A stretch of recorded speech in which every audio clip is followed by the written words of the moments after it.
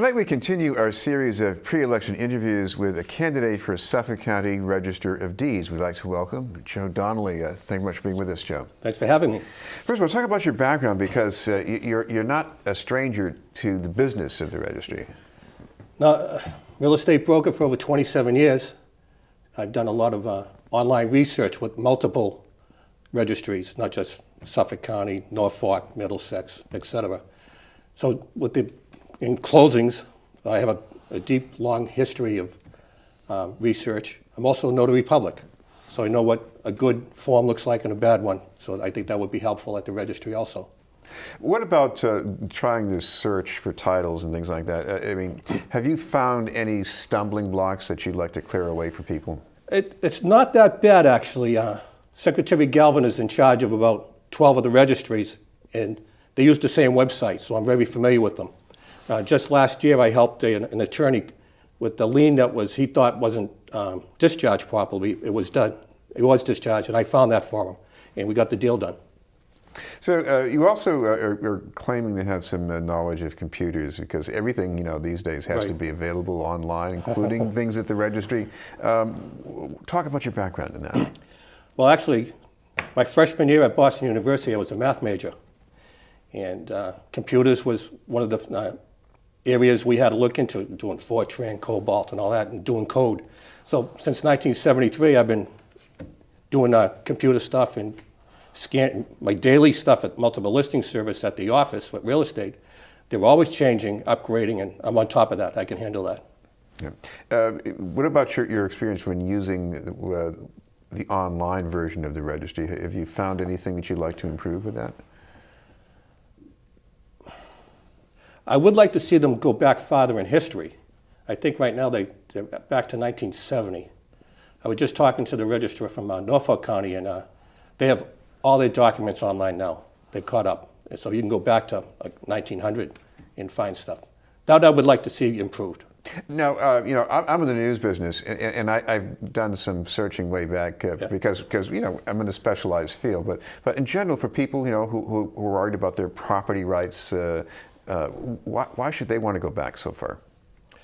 Mostly see the change of command, or when the property sales. You don't want to buy a property and find out there was an heir still hanging out there who still has a right to the property. You like to make sure that's not there. That's why you should always have title insurance.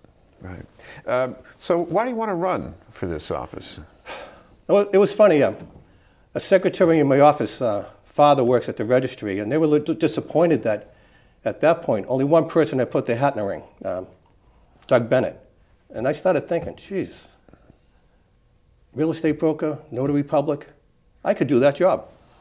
And I says, why not? Give it a try. Of course, what this also means, you're running a bit of a bureaucracy there at the register. And what about your background in managing people?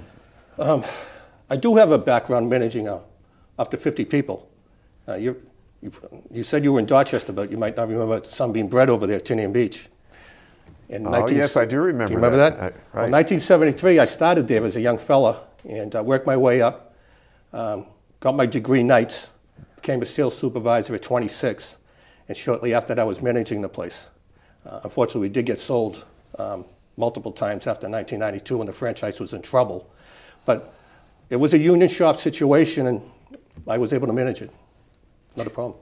Well, I should mention, there's some competition out there. We have somebody who's been on the city council for a long time. Mm-hmm. We have other people who have some background in real estate as well. So people might be wondering, well, why should you have an edge over the competition?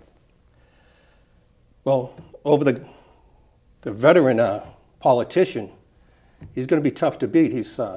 But he's also run for everything. He's run from city council to treasurer, city council, sheriff. Didn't get reelected to city council. Now he's running for this. So it looks like he's a serial runner. It does look like he's also trying to buy the position. He spent $40,000 in the 6 weeks prior to the election, the primary. Well, I mean, it's his freedom of speech. Right. You can spend your campaign But he money barely beat out the second place person by 1,000 votes with that kind of money. This is something I wonder about too, because you've worked in a related field for so long, and all of a sudden you're running for office. I mean, what's that feel like for you? I mean, it's a whole different chemistry, doesn't it? It is. I do have a little background. I belong to Knights of Columbus and Quincy, and I'm the ward captain for the elections. And I've been seeing people coming in, and it just got me thinking, you know. In 2012, I see people coming in and they want to get a Republican ballot, but they're a Democrat and they couldn't. And I said, geez, we're not being independent. And I can come into the primary and choose which ballot I liked. So that kind of exposed me to a little bit of the voting. Well, if people want to find out some more, you've got a campaign page on Facebook that they should know about? DonnellyForDeeds.com. All right, thank you very much for being with us. Hi, Chris. Joe Donnelly, and the election day is going to be Tuesday, November 8th.